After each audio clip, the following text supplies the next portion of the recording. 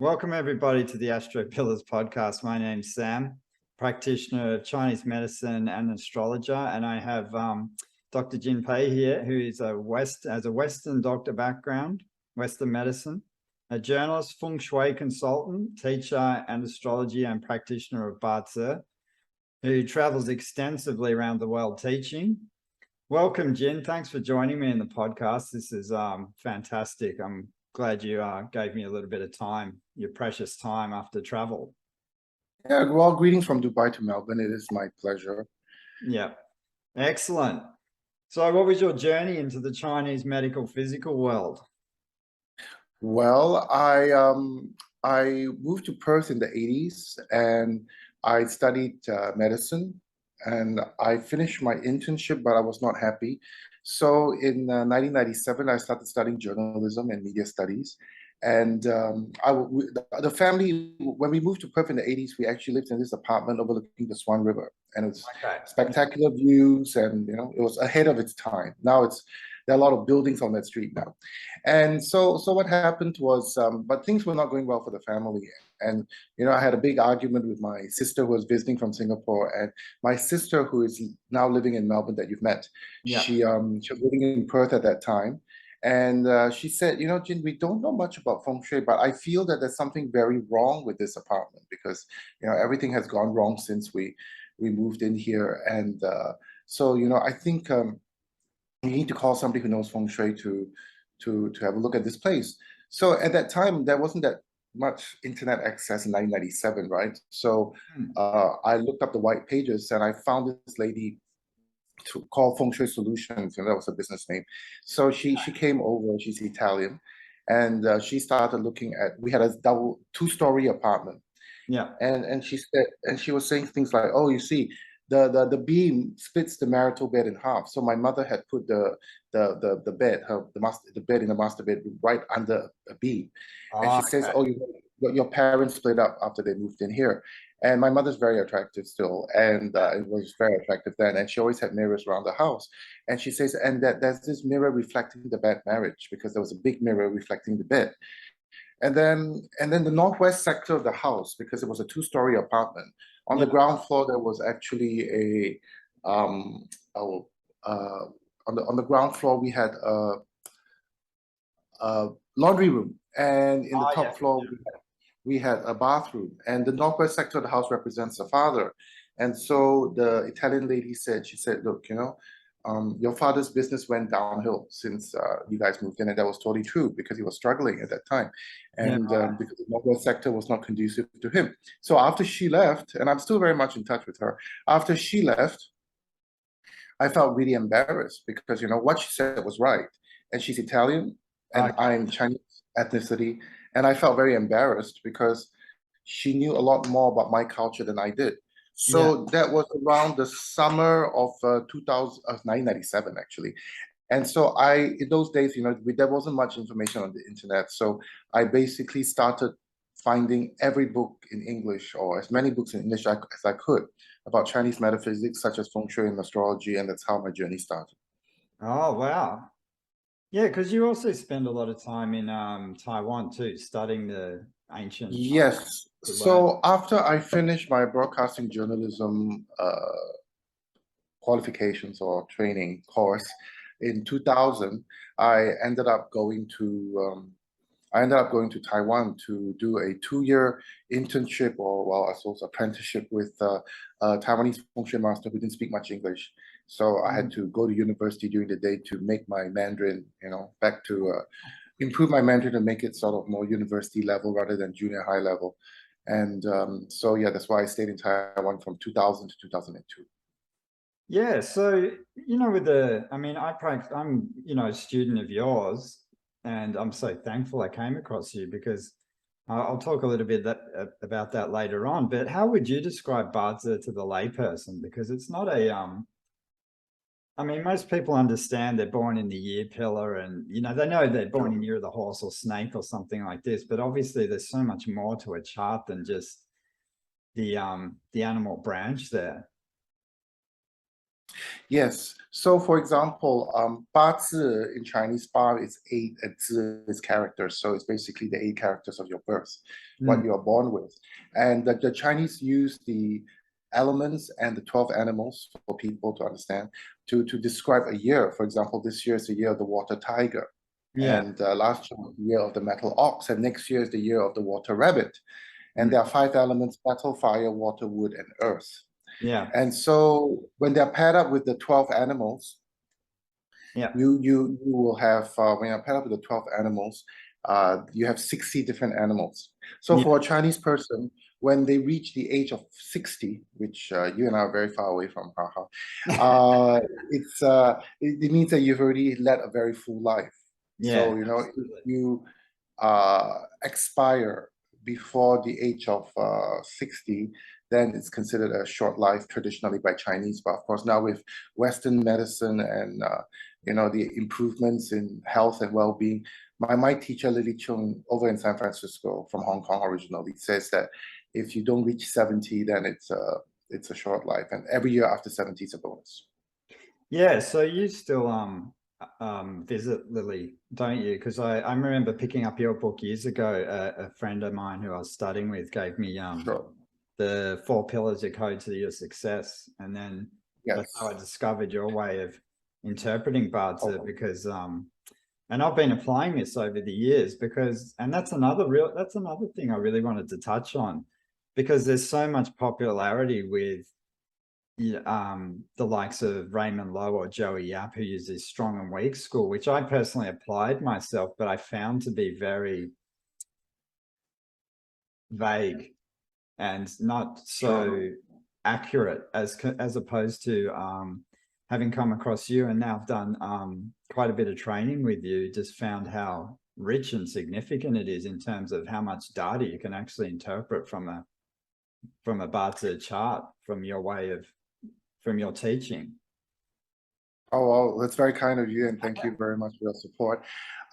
Yes, I feel that the weak strong system, it's not so applicable or practical in certain cases, or in quite a few cases. And so when Lily taught me this follow the flow method and using the combinations in the chart, it became a lot clearer. And I've written quite a few books about it. So I wrote 5 books about the whole, everybody using different types of elements, water, fire, metal, earth, and metal, wood. So that's the 5 books I've written about that series, and loaded with more than 100 examples of celebrities to show you that it really works. Yeah. And Yeah. and so yeah, because you know, and I went to see Lily in San Francisco just last month, and it was good to see her. She's 85 this year and still going strong. Wow.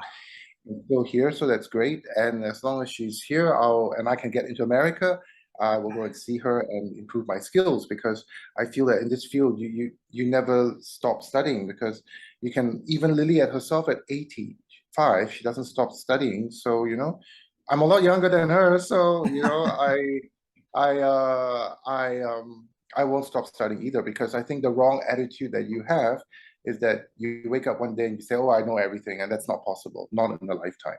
So maybe a few lifetimes. So I think it's important to pay respect to your teacher, and you know, honor their knowledge and honor their wisdom while they're still here.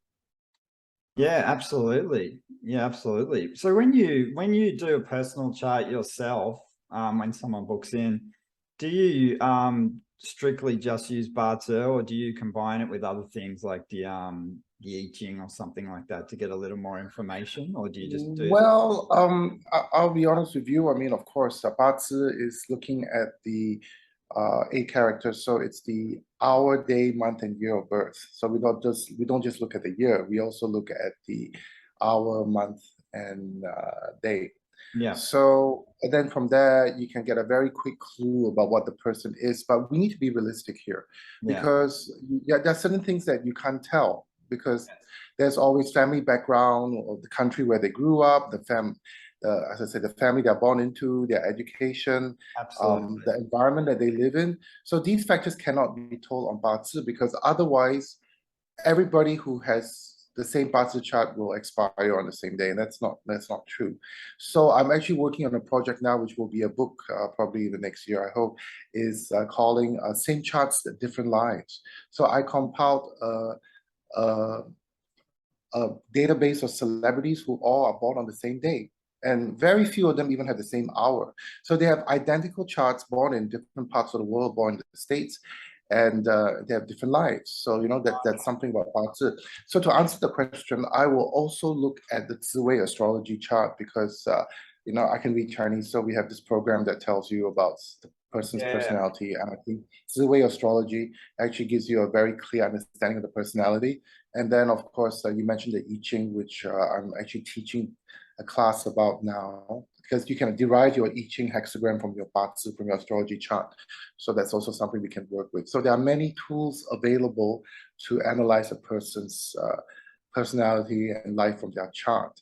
That is why the Chinese people are very circumspect, secretive about their hour of birth or about their birthday sometimes, because they don't want people to know that much about them. Yeah, absolutely. Absolutely.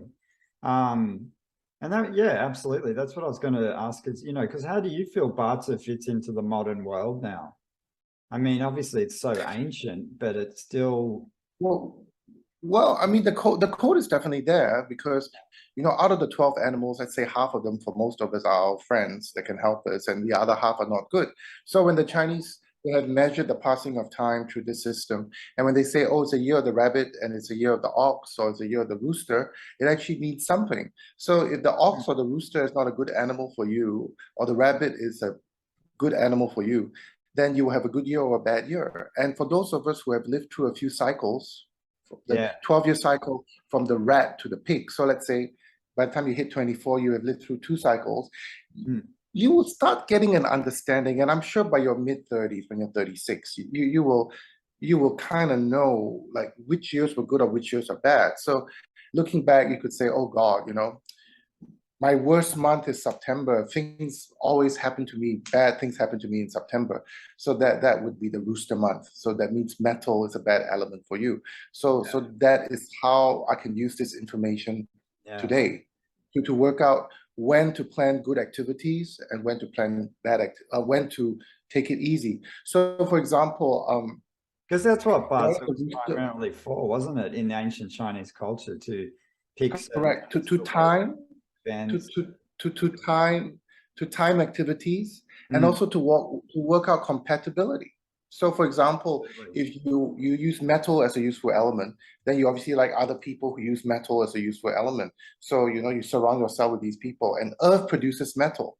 So for people who have a lot of earth, then the people with metal will like them. So it's also not just compatibility with love, but also compatibility with as well, with the business partners or you know, family members, etc., etc. Yeah, so it's very useful information. I mean, and this is another thing I wanted to talk about, because when I originally started my training with you, you know, previously I was using the solar calendar, and you used the lunar, and I've found myself, after redoing all the charts I'd done for certain famous people or people I'm interested in, it changed like quite a few dynamics in their chart, which actually, to me, was more accurate. Yeah. Well, that's good to hear, because, you know, the solar calendar is still very much entrenched in within the practitioners of Chinese metaphysics in the modern world at this stage. So what I would like to say is that growing up in Chinese culture and Asian cultures, not just Chinese, because there's also Vietnamese, Thai, and, you know, Burmese, etc., Japanese, Korean. Everyone uses the people in real life, they use the lunar calendar. So we celebrate Chinese New Year, the Lunar New Year. We don't celebrate the Solar New Year. And I remember many years ago in 2000, when I was in Taiwan, I met a half Chinese, half Aussie guy who was a colleague of one of my British friends. And he was born in 1969 during the changeover of the monkey and rooster. And I remember that year, the Chinese New Year was February 17th. And the solar calendar uses February 4th as the changeover. So this man was born between February 4th and February 17th. So of course, in those days, I was using the solar calendar, and I was insistent that he was born in the year of the rooster. And I've only met him once, but you know, the effect on me, his influence on me was just permanent, because he got very upset with me, and he said, "You cannot tell me that I'm born in the year of the rooster, because I spent my whole life thinking that I'm a monkey." Because his parents used the lunar calendar. And of course, I spoke to my Taiwanese Feng Shui master the next day, and I said, you know, this situation. He went, "Oh, the guy's wrong. He's obviously born the year of the rooster." But how upset this Aussie guy was, half Chinese, half Aussie guy, how upset he was, and what he said. I spent the rest of my life thinking that I'm a monkey. And at the time, he was 31. I realized that, you know, it didn't really sit well with me. So when I met Lily and I saw that she was using the lunar calendar, I started realizing that, you know, we should use the lunar calendar, because I've also studied Ba Tze astrology, which I started in 2007, and with my teacher in Singapore, Tony Tan. And he showed me that in Ba Tze astrology, only the lunar calendar is used. There is no such thing as a solar calendar in Ba Tze astrology. Yeah. So it makes sense. Absolutely. Well, I mean, you cannot, it's not logical for me that you can be an animal by one system, one animal in one. Let's say you're a rooster in this system and you're a monkey on the other system. You know, it doesn't make sense, because you're just that one person. You can have two different lives. Yeah, absolutely. And I've had that. I think people who you know, if they have a quick look at their animal branch or whatever, and it's close to that cusp of the changeover or whatever, and they think they're a horse when they're an actual fact a goat or something like this, and it rattles them, because I think people are so identified with the year. Yeah, I mean the layperson when they read up in a magazine or something like that. That is true, but I can tell you, Chinese people who live and breathe the culture, they do not use the solar calendar in their calculations. Yeah. Apart from those who have been taught that, but the person on the street, they do not use the solar calendar in their calculations. And for my own personal journey in 2013, I think that was just after my first visit to New Zealand, I remembered. And I think that at the beginning of 2014, I was so sick and tired of people arguing about either calendar. I did it myself. I wrote out and I did research. I did it very methodically in my spare time on planes and after classes. Celebrities born between January 1 and December 31st that I knew of, and I plotted their chart bit by bit. And that's how I got my own experience. So 6,000 charts later, written out by longhand, I realized that I had put in the time and energy to improve my own skills. So I think, you know, anybody who's listening in, nothing beats doing your own research, nothing beats doing your own database of people that you know and clients or patients, and that's how you come to your own conclusions. Yeah, absolutely. I mean, that's, you got to put this stuff into practice and Correct. and examine it. Correct. Otherwise, you got to bring it alive. And that's correct. important with astrology, something like this, because it's one thing to read books, but you need to verify things. And that's why I think the importance of doing consultations, you get feedback, you get verification from people, confirmation. Correct. I mean, it's like riding a horse, right? You can, in Chinese, we have a saying that you're reading a dead book. So you can always you know, read how to swim, for example. Oh, you know, put your hand in this way, that way, in circular motions, etc. But you need to get into the water and start swimming, you know, otherwise you're not going to do it. So in Chinese, we actually have a saying that, you know, somebody's reading a dead book. So basically, or reading book in a dead manner.